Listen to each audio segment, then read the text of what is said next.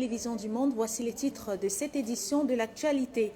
À la une, contentieux poste électoral, la Chambre de la Cour suprême rend sa copie. Le compte rendu de ces mutations opérées par la Chambre administrative de la Cour suprême dans quelques minutes.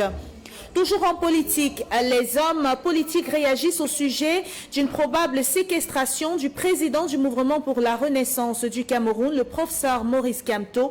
L'information a été rendue publique à travers une vidéo qui circule sur les réseaux sociaux. Nous les entendrons dans ce journal. En santé, la communauté internationale a commémoré ce mardi la Journée mondiale du cœur. Dans ce journal, nous décrypterons les objectifs liés à cette célébration. Voilà pour le sommaire, mesdames et messieurs. Bienvenue au 19h45. À tout de suite.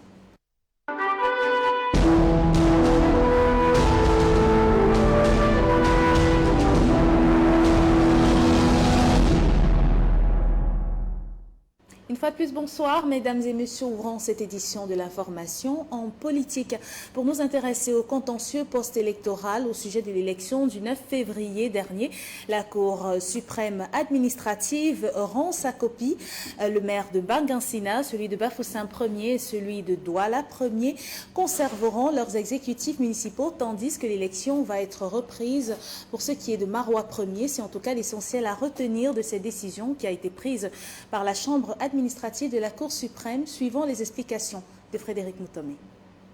30 dossiers inscrits au rôle de l'audience de la Chambre administrative de la Cour suprême du Cameroun, mis en délibéré ce mardi, ont été vidés.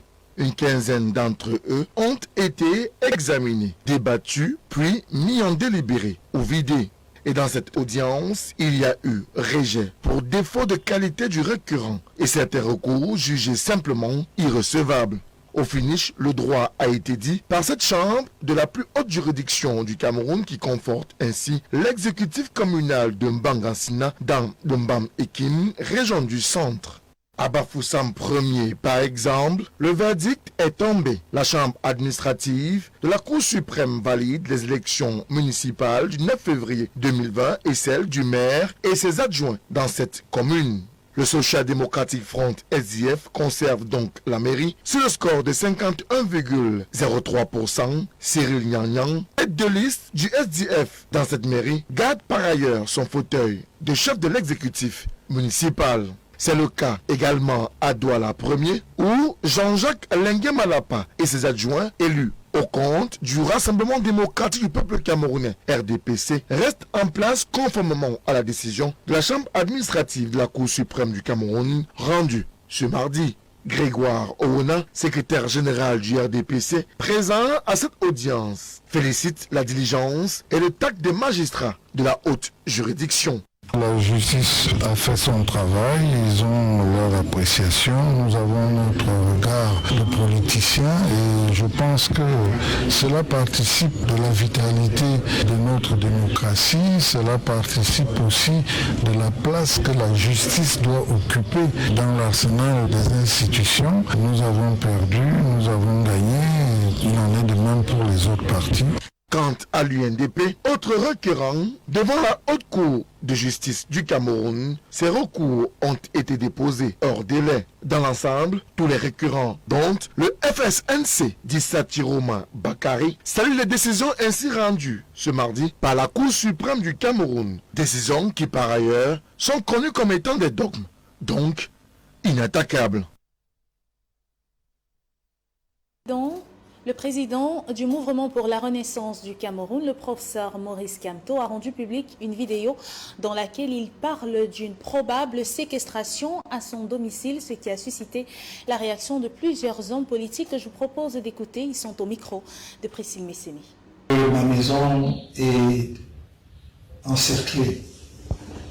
Ma concession est sous le contrôle total des forces que je suis obligé, vu les circonstances, d'appeler les forces répressives, qui sont des forces mixtes de la police et de la gendarmerie, lourdement équipées et qui font une démonstration à la fois écœurante mais inutile de force. Dernière vidéo diffusée par le professeur Maurice Kamto, président du mouvement pour la renaissance du Cameroun, qui dénonce une assignation à résidence de fait.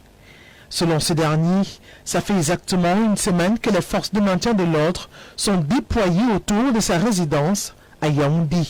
Son parti politique, le MRC, avait lancé un appel à manifester contre le gouvernement camerounais mardi dernier. Des manifestations qui avaient mobilisé un impressionnant dispositif militaire et sécuritaire malgré la faible participation.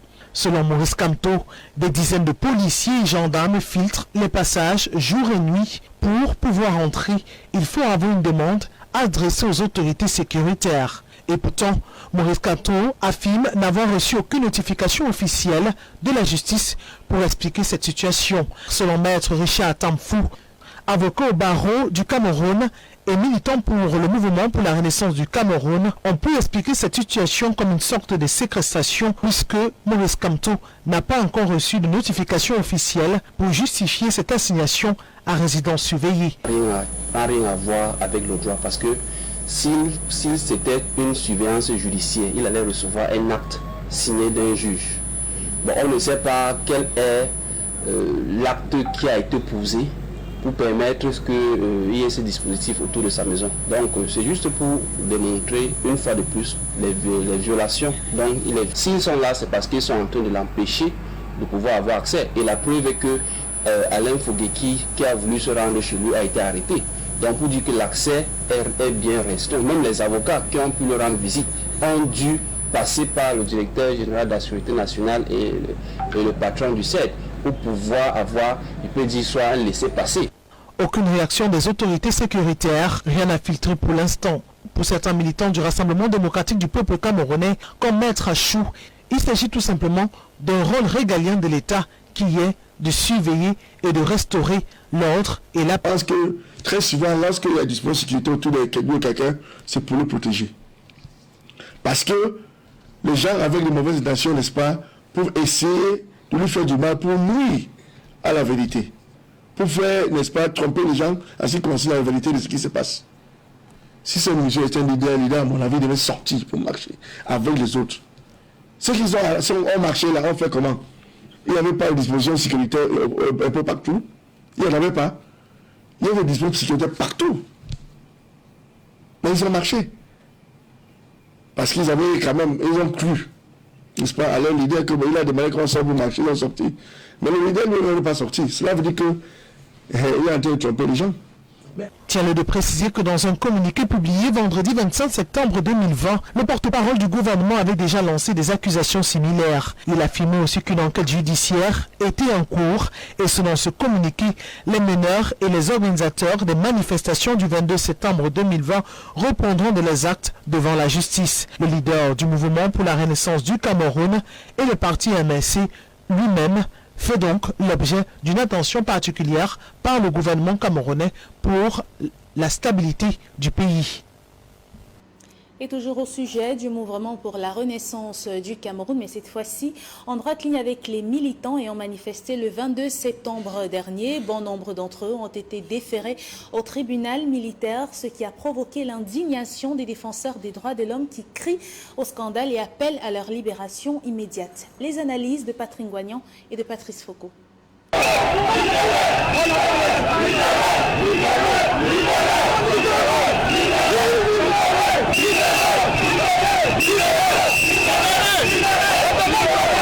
Les manifestants du 22 septembre dernier continuent de broyer du noir dans les cellules lieux d'incarcération de Douala, Yaoundé et Bafoussam.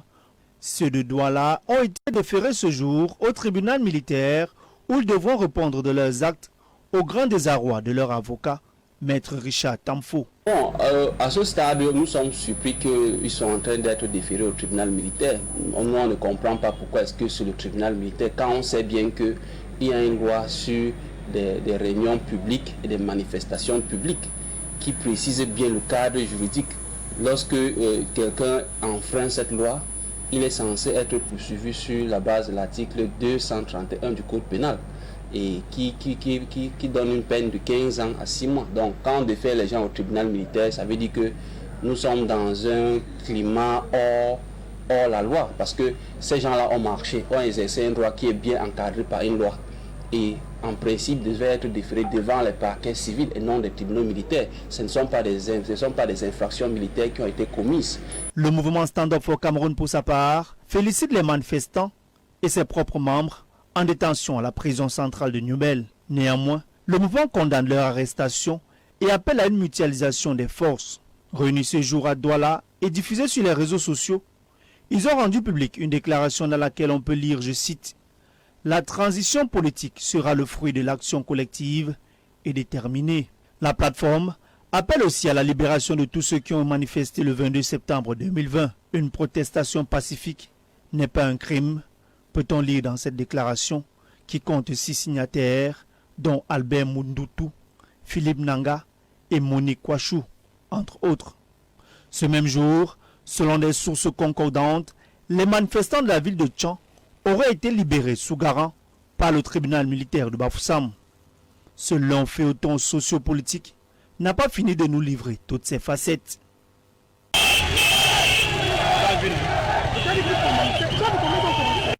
Et à la suite donc de ces interpellations du 22 septembre dernier, nous aurons la réaction du professeur de maître Richard Tamfou. Il est avocat au barreau du Cameroun et membre du collectif des avocats des marcheurs. Il s'exprimera dans quelques minutes. Pour le moment, intéressons-nous à ce pont de Ouro-Lawan à Garoua dans la région du Nord Cameroun. Les populations du quartier Ouro-Lawan seront désormais dans 2 mois reliées à la ville de Garoua après l'effondrement du pont dû aux fortes pluies diluviennes qui se sont abattues dans cette région. Des travaux de réhabilitation conduits par le ministre de l'Habitat et du Développement urbain sont en cours. Jean-Marie Onambeli.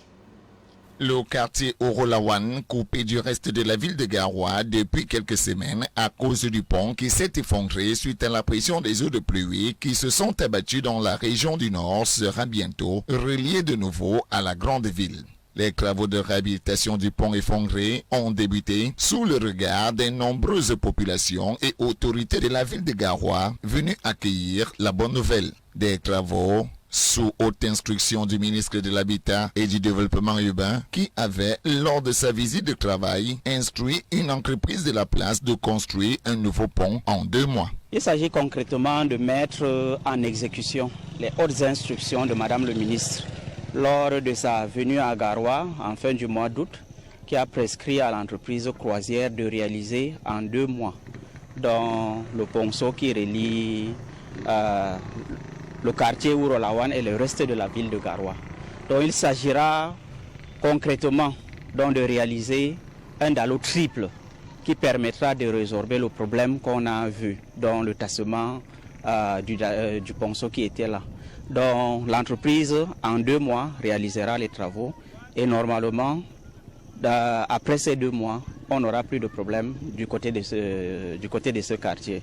Dans 2 mois exactement, l'ancien pont qui s'est affaissé sous la pression des eaux de pluie cédera la place à un nouveau dallo, d'où le contentement des riverains et autres habitants de Ouro-Lawan. C'est une initiative salvatrice pour nous, les populations de Ouro-Lawan, et surtout que c'est pénible, surtout en saison de pluie. Pour nous, la présence du maire de Garoua 2e nous réconforte dans ces situations. Pour le maire de la commune de Garoua 2e, le début de ces travaux signe la fin du calvaire que les populations endurent depuis quelques semaines. Je suis très satisfait de cette mobilisation. Je pense que les travaux vont démarrer. Maintenant, ça va galvaniser vraiment la population qui sont vraiment inquiets de cette tronçon. Et vous savez, ces routes regroupent plusieurs quartiers à la fois, en même temps plusieurs écoles maternelles. Nous sommes à la veille de la rentrée scolaire. C'est cette situation qui nous préoccupe, nuit et jour, par rapport à cette tronçon. Vous savez qu'il y a au moins 3 écoles maternelles, plusieurs écoles primaires, 2 lycées techniques de Nassarao et le lycée de Nassarao. Et tout ce monde passe par ces routes. Nous étions vraiment inquiets. Mais vraiment, l'entreprise vient de démarrer, vient de se mobiliser pour commencer le travail, ces travaux de demain. Il est à noter que le quartier Ouro-Lawan est situé dans l'arrondissement de Garoua 2e et compte à ce jour plus de 500 000 âmes. C'est donc une belle initiative qui permettra l'accès au développement des populations du village Ouro-Lavan dans l'arrondissement de Garoua 2e.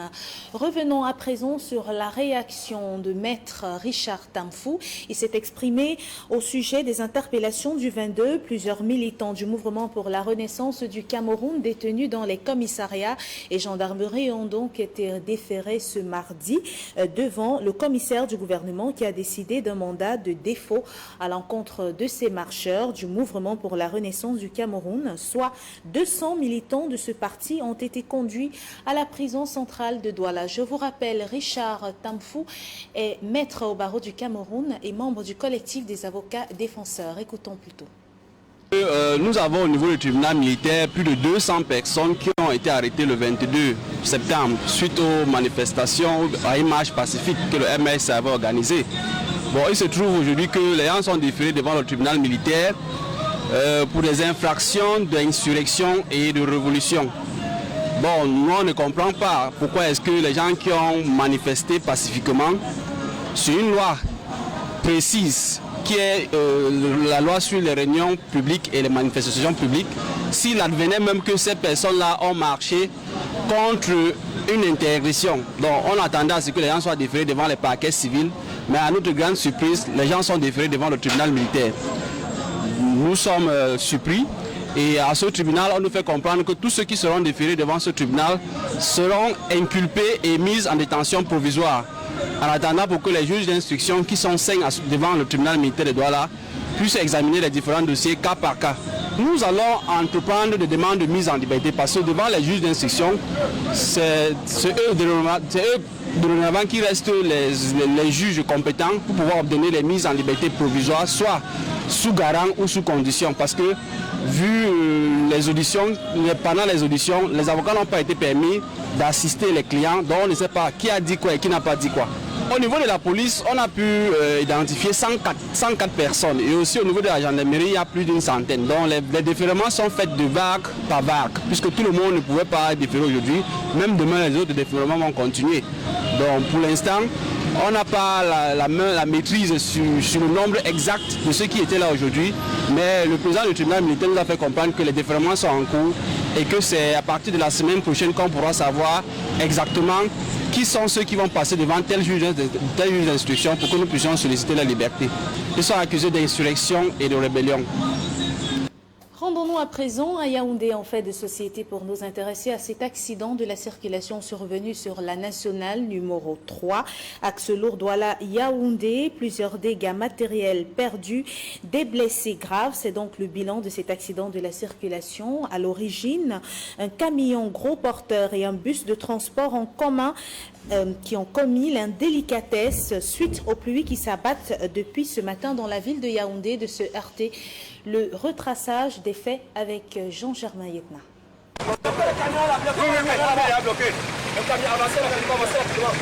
Plus de peur que de mal, aux environs de 17h, ce mardi 29 septembre 2020, sur la nationale numéro 3, axe lourd, Douala Yaoundé, précisément dans la localité de Mbankomo, non loin du péage. L'accident de la circulation qui implique ce camion gros porteur dont le chauffeur était seul à bord et ce bus de transport en commun, au-delà des blessés graves et d'importants dégâts matériels, n'a heureusement pas enregistré de pertes en vie humaine.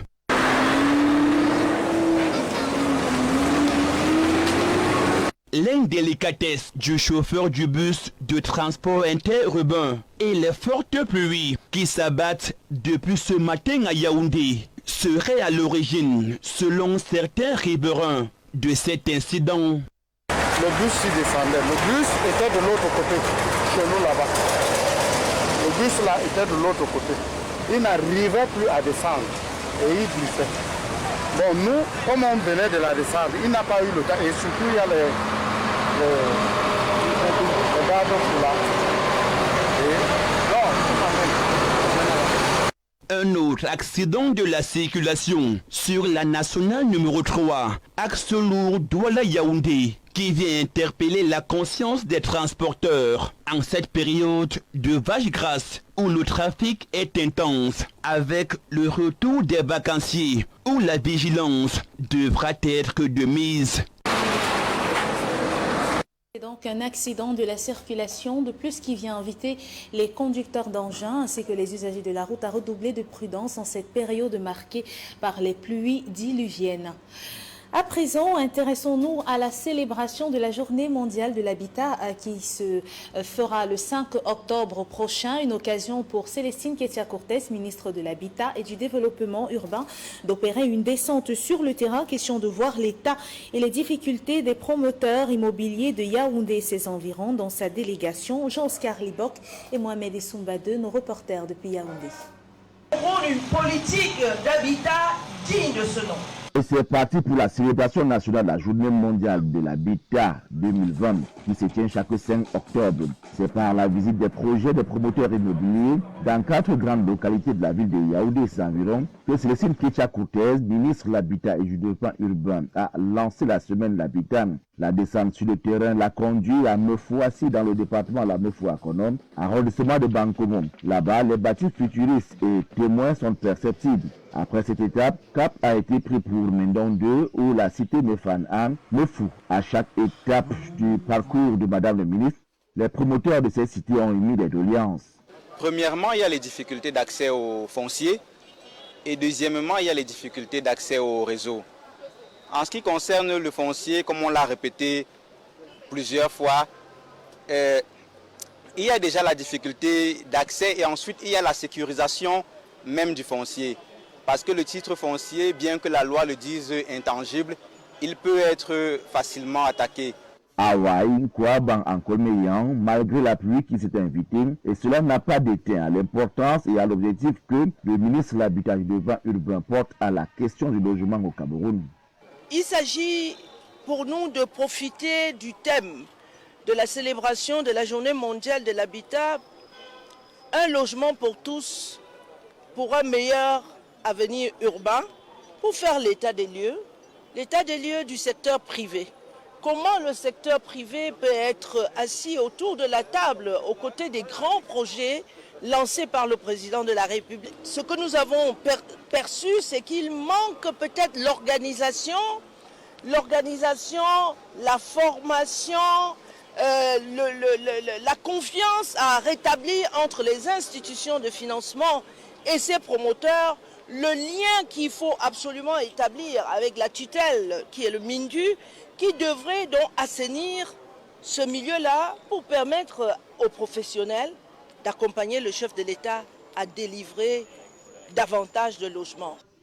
L'étape du débriefing est encore venue clarifier les difficultés que ces promoteurs connaissent pour cette semaine de l'habitat. L'État, en ce qui le concerne, prendra ses dispositions pour apporter un appui qui pourra booster le secteur privé de l'habitat au Cameroun. Et la communauté internationale a célébré ce 29 septembre 2020, comme à l'accoutumée, la Journée mondiale du cœur, une occasion pour nous de revenir sur l'importance de conserver cet organe, de l'entretenir en bonne santé et surtout sur les objectifs de cette commémoration. Reportage.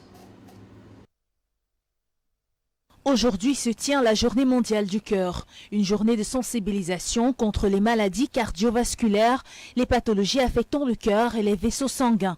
D'après l'Organisation mondiale de la santé, les cardiothérapies sont la première cause de mortalité dans le monde, représentant 31% des décès sur la planète. Parmi eux, 75% interviennent dans des pays aux revenus faibles ou intermédiaires. Les raisons pour expliquer ces dispersions sont multiples. Tout d'abord, dans ces pays pauvres, de nombreux enfants sont sujets à des cardiothérapies rhumatismales, des pathologies acquises, pratiquement disparues dans les pays européens, causées par une infection bactérienne souvent mal soignée et pouvant être fatale. Quant aux pathologies congénitales cardiaques liées à des malformations de naissance, elles ne sont que trop rarement détectées. Et lorsque cela arrive, les familles ne possèdent souvent pas les ressources nécessaires afin de payer le traitement ou l'opération indispensable à la survie de ces enfants. C'est pourquoi la chaîne de l'espoir œuvre depuis 25 ans afin de donner aux enfants atteints de cardiopathie les mêmes chances de survie. L'association apporte aux populations démunies les équipements permettant de dépister les cardiopathies, former des équipes locales et prendre en charge les cas les plus complexes. Elle mène aussi tout au long de l'année des missions dans différents pays pour mettre en place de nombreuses manœuvres visant à éradiquer cette maladie. Cette journée est donc l'occasion de penser à des milliers d'enfants opérés au cœur et à ceux à venir sauvés par la chaîne de l'espoir et grâce à la générosité de plusieurs individus.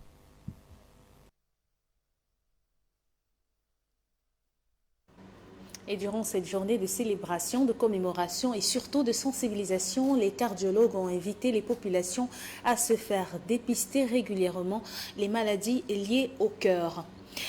Parlons d'économie dans ce journal. Le Cameroun projette de lever 180 milliards sur le marché de la Banque des États de l'Afrique centrale au 4e trimestre 2020. Le calendrier prévisionnel des émissions de titres publics pour la période de fin 2020 indique que le pays de Paul Biya va susciter les investisseurs de la sous-région à 7 reprises. Jean-Marie Onambélé pour les explications. Le Cameroun entend mobiliser 180 milliards de francs CFA sur le marché monétaire au 4e trimestre 2020. Après un léger répit suite au succès d'un programme d'émission de titres publics de moyen et long terme qui lui aura permis de lever 219,4 milliards de francs CFA entre avril et juin 2020, le Trésor public camerounais annonce un nouveau programme de mobilisation des financements sur le marché monétaire au 4e trimestre 2020. Dans un communiqué officiel signé par Samuel Tella, le directeur de la trésorerie à la direction générale du Trésor, de la coopération financière et monétaire, le ministre des Finances annonce qu'entre octobre et décembre 2020, le Cameroun ambitionne de lever une enveloppe totale de 180 milliards de francs CFA sur le marché des titres publics de la BA. La majeure partie de l'enveloppe, sur 120 milliards de francs CFA au total, sera mobilisée au moyen d'émissions de titres publics de long terme. Concrètement, en octobre prochain, le pays émettra sur le marché monétaire 2 obligations de trésor assimilables OTA de 6 ans et 10 ans de maturité pour lever 35 milliards de francs CFA dans chacun des cas.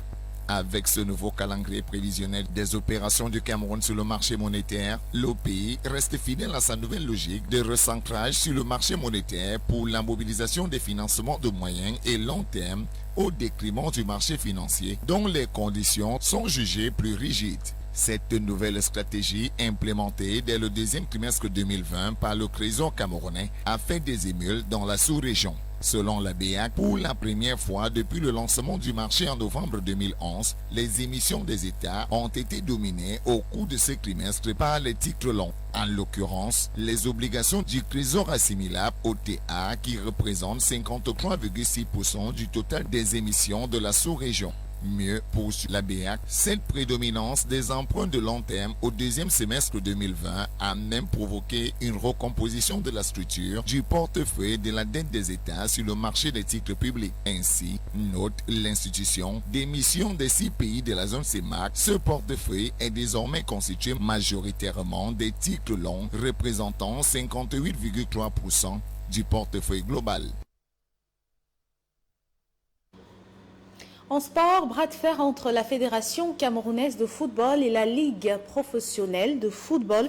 Le ministre des Sports et de l'Éducation physique, le professeur Narcisse Mouelé Kambi, exige la mise sur pied d'un groupe de travail chargé de trouver des solutions de sortie de crise en vue de la relance des championnats de football professionnel. Plus de détails avec Zoubel Apollinaire Mbon. Le groupe de travail mis sur pied par le professeur Narcisse Mouelé Kambi est constitué d'un président qui n'est personne d'autre que le secrétaire du ministère des Sports et de l'Éducation physique. La vice-présidence est assurée par l'inspecteur général des services du ministère des Sports. Les membres sont les représentants du Comité national olympique et sportif du Cameroun, de la Fédération camerounaise de football, de la LFPC, du président de la commission communication du COCAN 2020-2021 et du président de la commission compétition du COCAN 2020-2021.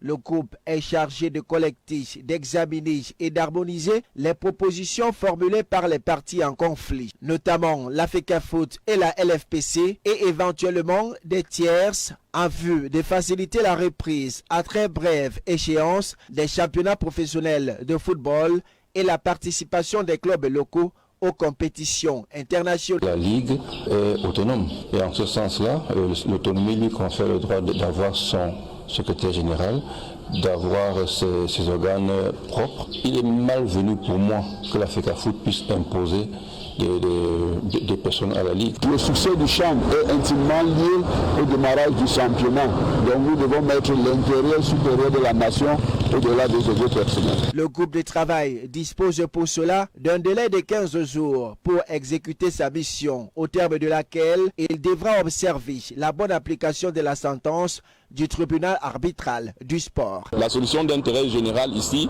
serait de contraindre, même par les biais de la puissance publique, la partie qui refuse de s'exécuter. La FIFA serait elle-même, selon l'article 14 de ses statuts, obligée de rappeler à son membre d'appliquer in extenso cette sentence. Parce que quand elle-même, la FIFA ou la CAF, est condamnée par le TAS, elle n'exerce généralement pas de voie de recours. Cette décision du ministre des Sports et de l'Éducation physique fait suite à la difficulté qu'éprouvent la FECAFOOT et la LFPC de mettre en application la sentence rendue par le tribunal arbitral du sport le 14 septembre dernier dans l'affaire qui oppose les deux parties.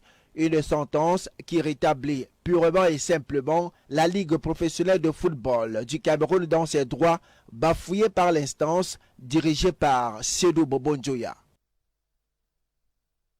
Et malgré donc cette tentative de réconciliation, le président de la Fédération camerounaise de football, Seydou Bombonjoya, a nommé ce mardi 29 septembre 2020 le secrétaire général de la Ligue de football professionnel du Cameroun en la personne de Paul Mebizo, une nomination contestée par le général Pierre Semengue. Nous y reviendrons dans nos prochaines éditions.